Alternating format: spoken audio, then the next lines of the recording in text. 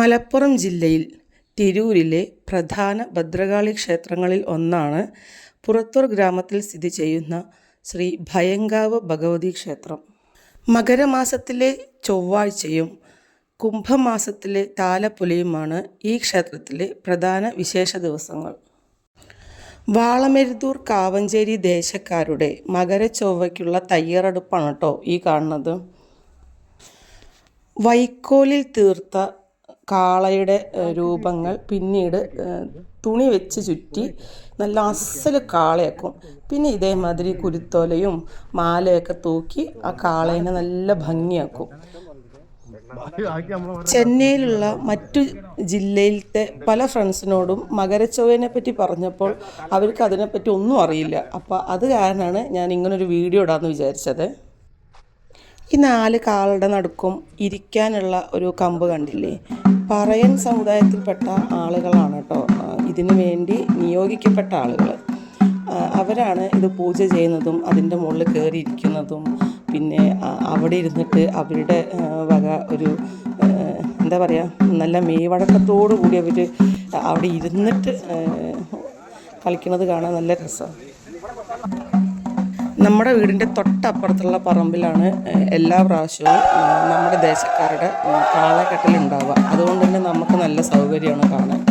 അങ്ങനെ നമ്മുടെ ദേശത്ത് നിന്നും ശ്രീ ഭയങ്കാവ് ഭഗവതി ക്ഷേത്രത്തിലേക്ക് കാളേനെ കൊണ്ടുപോവുകയാണ്. അതിൻ്റെ മുകളിലിരിക്കുന്നത് ഞാൻ നേരത്തെ പറഞ്ഞ മാതിരി പറയ സമുദായത്തിൽപ്പെട്ട ആളാണ്. അവർ അമ്പലത്തിലോട്ട് എത്തുന്നവരെയും അതിൻ്റെ മുകളിൽ തന്നെ ഉണ്ടാവും. പിന്നെ നമ്മളുടെ വീട്ടിൽ നിന്ന് ഭയങ്കാവ് ഭഗവതി ക്ഷേത്രത്തിലേക്ക് 3 കിലോമീറ്ററാണ് എന്നാണ് എനിക്ക് തോന്നുന്നത്. പണ്ടൊക്കെ എല്ലാവരും ഈ കാളേനെ നടന്നാണ് അത്രയും ദൂരം പോയിരുന്നത്. പക്ഷേ ഇപ്പോൾ അത്രയ്ക്കും ആൾക്കാർ ഇല്ലാത്തത് കൊണ്ടും എന്താ പറയുക, എല്ലാം ഹൈടെക് ആയപ്പോൾ കാളകളും ഹൈടെക് ആയി എന്നും പറയാം. അത് കാരണം ഇപ്പോൾ 2 വർഷമായിട്ട് കാളയും ഇതേമാതിരി ടിപ്പർ ലോറിയിലൊക്കെയാണ് പോണത്.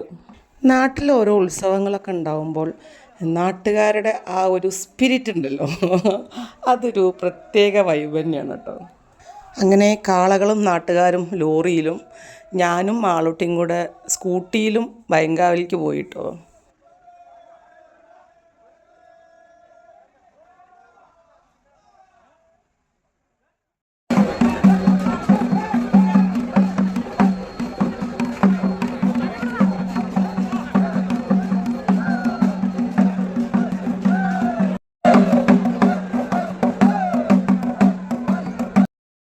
ഞങ്ങളവിടെ എത്തിയപ്പോഴേക്കും വിവിധ ദേശക്കാരുടെ കാളവരവൊക്കെ വരാൻ തുടങ്ങിയിരുന്നു. പിന്നെ കുറച്ച് സങ്കടം വന്ന കാര്യം എന്താണെന്ന് വെച്ച് കഴിഞ്ഞാൽ, ഇങ്ങനെ ഒഴിഞ്ഞു കിടക്കുന്ന സ്ഥലങ്ങൾ കാണുമ്പോൾ സത്യം പറഞ്ഞാൽ ശരിക്കും സങ്കടമായി. പണ്ടൊക്കെ പൂഴിട്ട ഉതിരില്ല എന്ന് പറയില്ലേ, അങ്ങനെ ഇരുന്നു ആൾക്കാർ. കാളവരവുകളും കുറേ ദേശക്കാരുടെ ഉണ്ടായിരുന്നു. പക്ഷേ ഇപ്പോൾ അതൊക്കെ എണ്ണം കുറഞ്ഞു വരാൻ തുടങ്ങി. പിന്നെ ആ സമയത്ത് സ്കൂളുകളൊക്കെ 2 പീരീഡ് നേരത്തെ വിടും. പിന്നെ ഓഫീസിൽ നിന്ന് വരാൻ പറ്റുന്ന ആൾക്കാരൊക്കെ നേരത്തെ വരും. അതൊരു പ്രത്യേക ഫീൽ തന്നെയായിരുന്നു. അത് വെച്ച് നോക്കുമ്പോൾ ഇപ്പോൾ ആരുമില്ല. ഈ പ്രാവശ്യം മൊത്തം 4 ദേശക്കാരാണ് വന്നത്. വന്ന ഉടനെ തന്നെ അവർ ഭഗവതിയുടെ മുന്നിലുള്ള ഈ ഗ്രൗണ്ടിൽ ഭഗവതിനെ സങ്കല്പിച്ചിട്ട് പ്രദക്ഷിണം വയ്ക്കാൻ തുടങ്ങി.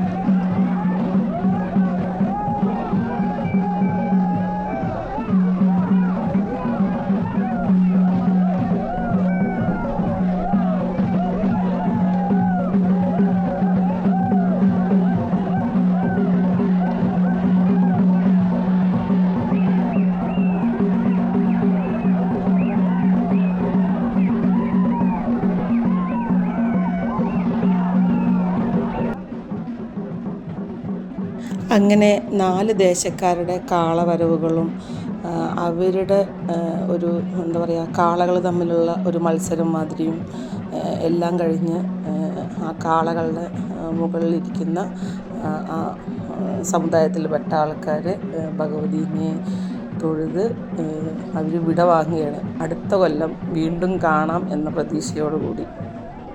ഏറ്റവും സങ്കടം തോന്നിയൊരു കാര്യം അധികം ആളുകൾ ഉണ്ടായിരുന്നില്ല മുൻ വർഷങ്ങളെ അപേക്ഷിച്ച് എന്നതും, ഏറ്റവും സന്തോഷം തോന്നിയൊരു കാര്യം ആ കാളയുടെ മുകളിലിരിക്കുന്നതും ഒരു അധികം പ്രായമില്ലാത്തൊരു കുട്ടിയാണ്. പിന്നെ ഒരു ചെറിയ കാളേനെ എടുത്ത് കളിപ്പിച്ചതും ഒരു ചെറിയ കുട്ടിയാണ്.